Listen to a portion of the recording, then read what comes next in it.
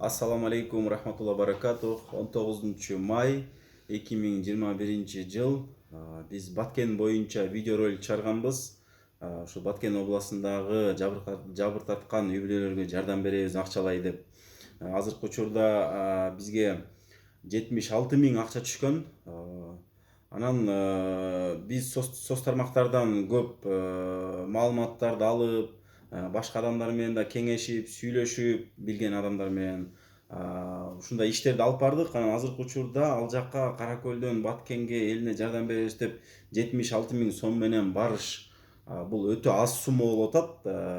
Ошого бир таянып мен силерге да айтып кетейин. Мынакей азыр билесиздер, жардам берилген абдан көп болуп атат. Канча деген бизнесмендер барып атат, жеке ишкерлер барып атат, депутаттар барып атат. Эми азыр жөнөкөй адамдар, шаарлар, айылдар болуп көрүп атабыз, жардам аябай көп түшүп атат. Мынакей билесиздер, жарыяланган Мадина айылы деп, Мадина айылында кура турган болуп атышат. Андан сырткары строительный фирмалар, канча деген строительный фирма үй салып беребиз дегендер болуп атат. Ошол Баткендеги Кок алаңда. Анан кийин биз дагы интернет булактарынан көрдүк.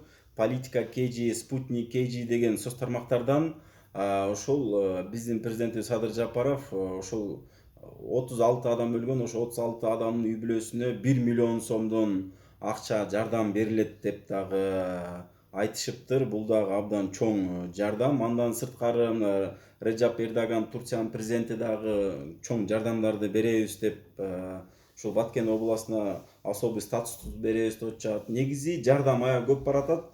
Биз ойлогонбуз, бир 150 миң, 200 миң акча чогулса, барып адамдарга бир 10 миңден, 15 миң сомдон жардам берели бир 10 үй бүлөгө деп ойлогонбуз, бирок көрүп атасыздар, 76 миң акча чогулуп калды. Бизге абдан көп жардам бергендер бар. Биз ушул видеонун астынан ошолорду отметка кылып коебуз. Например, биздеги бийчи кыздарыбыз бар, Жаш Кыял деген, ошолордон акча түшкөн. Военный часттан акча алып келип беришкен, 85-жылкылар акча алып келип берген.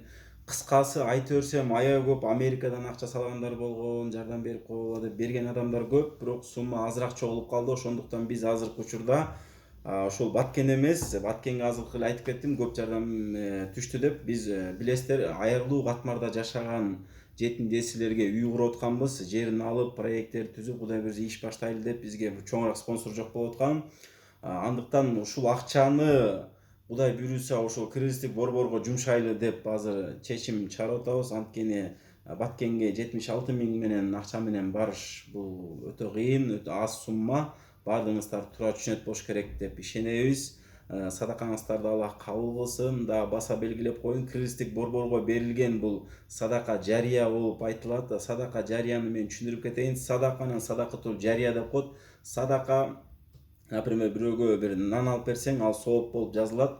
Садака жария деген бул ошол адамга бир иш кылат тургандай, бир аял киши болсо, может, бир духовка алып берсеңиздер, ошол духовкага самсы кылып, бышырып иш кылса, бул ошо улануучу деген нерсе да. Бир жерге бирөө көпүрө салса, бирөө бир жерге мечит салса, бирөө бирөөгө үй салып берсе, улануучу садака деп айтылат да. Анан Кудай буйрса, кризистик борборго кимде ким канча сом, канча бир тыйын, кандай бир сөзү мененби, кыймыл аракети мененби ушу кризистик борборго салым кошкон болсо, бул садакатул жария. Бул Кудай буйрса 100 жыл турабы, 150 жыл турабы биздин бул курула турган үйүбүз. Канча адамдар жашап ушактан пайда алса, баардыгы сооп болуп жазылып кете берет. Бул токтобос сооп деп коет.